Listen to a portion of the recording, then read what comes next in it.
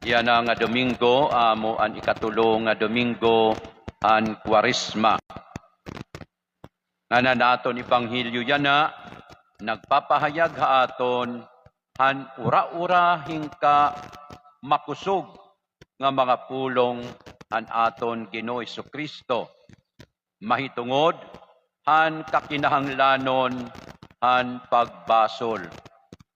Sering paniya, kung diri kamo bumaya han iyong mga sala, mapatay kamo nga tanan, sugad haira. Ini nga nga mga pulong na bagay god yan na nga panahon ng Kwaresma. Amo ang pinitin pag ang pala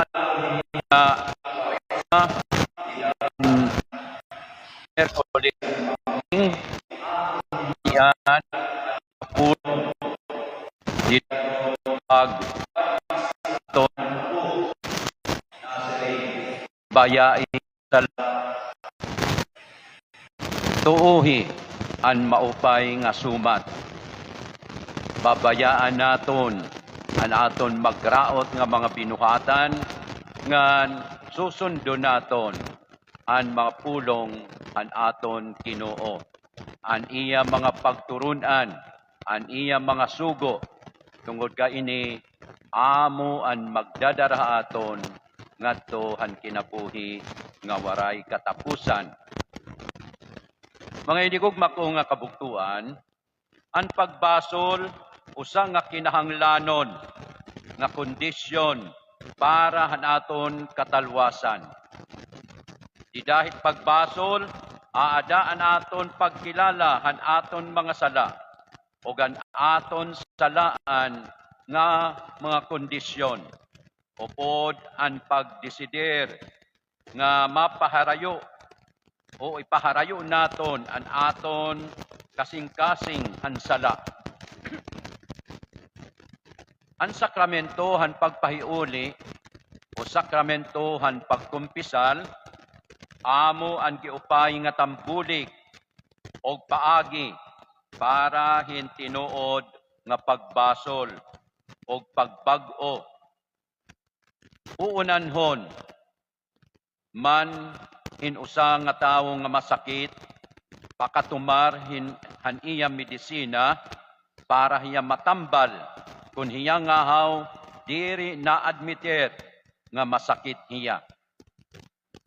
Haamo man gihapon nga paagi, uunanon naton pakakarawat han pagpasaylo tikang hanaton Ginoo kun hikita diri na akseptar nga kita mga salaan nga mga tawo nga nanginginahanglan kita hinkapasayloan tikang hanaton Ginoo. Bisan kita mga hinigugma ko nga kabugtuan di dahiton aton ordinaryo nga kinabuhi. Kung nakasala kita, may naton nabuhat nga sayop,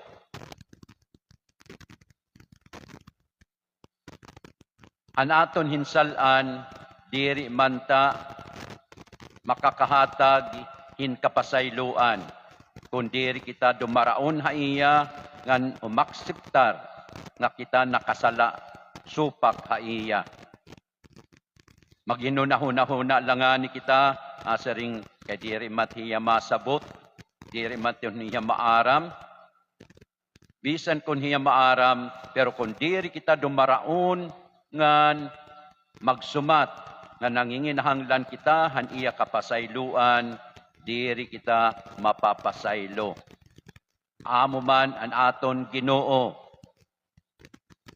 Kinahanglan akseptaron naton ha aton kalugaringon nga kita mga salaan nga kita nakagbuhat hin magraot nga nangangaro kita hin kapasayloan an aton Ginoo.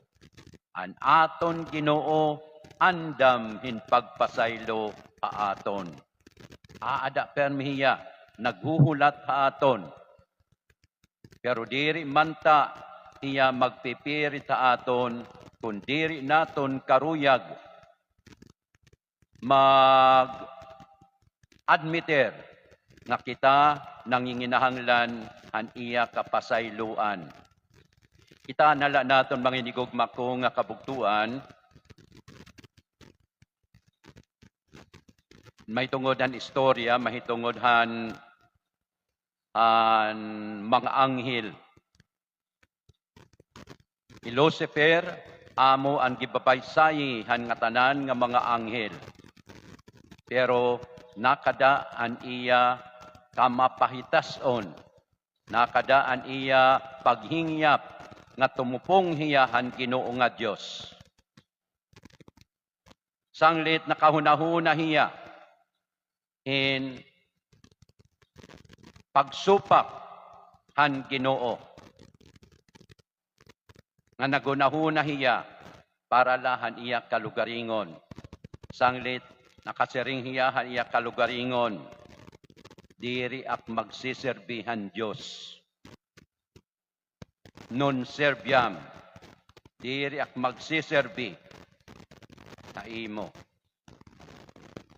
Sanglit kung sirahan naton iton aton mga kasing-kasing, sirahan naton iton aton mga hunahuna, diri makakasulod nganhi aton an kamapinasayloon ang Diyos sa aton. Kinahanglan buksan naton iton aton mga kasing-kasing, buksan naton iton aton mga hunahuna, akseptaron naton nga kita mga magpakasasala, akseptaron naton nga kita nanginginahanglan ang kapasayloan ang aton Ginoo nga Dios. Kung diri kita nakilala o nagtutugan ang aton mga sala, uunanon man naton pakabaya insinsero ang aton ngahom mga sala. Mga inigugma ko nga kabugtuan, ang parabola, ang igos nga waray bunga, didahan aton ibanghilyo, nagpapakita han pasensya ang Diyos. Ang Diyos dayuday nagpapasensya aton. Ang Diyos naghihinulat aton nga dumaraon kita haiya o maksiptar nga kita nanginginahanglan han iya kapasayloan. Nagpapadayon hiya in pagtawag aton nga magbasol kita han aton mga sala bisan kun diri ngaho kita akasagaran na baton ini nga iya panawagan. Ang Diyos padayon nagtatalinguha nga mapasaylo kita, nga maghingaupay kita. Sanglit na sa ringan naton ibanghilyo, lilibuton ko hin pag-ukab, ngan bubutangan ko hin abuno. Itanala naton mga inigugma ko nga kabugtuan an aton Ginoo, an iya kamapinasayloon aton. Nagahatag aton hin higayon, nagahatag aton hin panahon, hin tsansa, basi kita magbag-o an aton magraot nga mga binuhatan. Aadaan aton Ginoo, nagahatag aton hin panahon.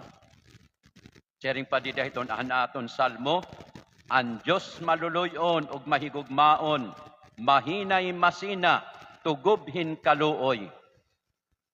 Dako an iya pagkaluoy aton, tungod kay karuyag niya nga kita nga tanan mataluwas. Karuyag niya nga kita nga tanan maghingaupay. Kundi mayadag gihapon katapusan, diri han pagpasensyahan aton Ginoo nga Dios, kundi han iya pagrespeto han aton kagawasan. Gintagan kita han Ginoo hin kagawasan, freedom. Sangdit diri kita niya pagpiperiton.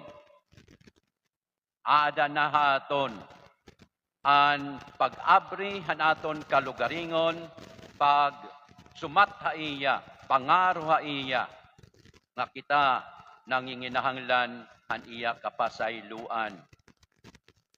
Pero kung masugad la kita kan Lucifer, nga maasiring non serviam, diri ako magsiserbi ha imo, diri ako matuod ha imo, diri ako magbabag-o, sirado iton aton mga kasing-kasing, diri kita pagpiperiton an aton Ginoo.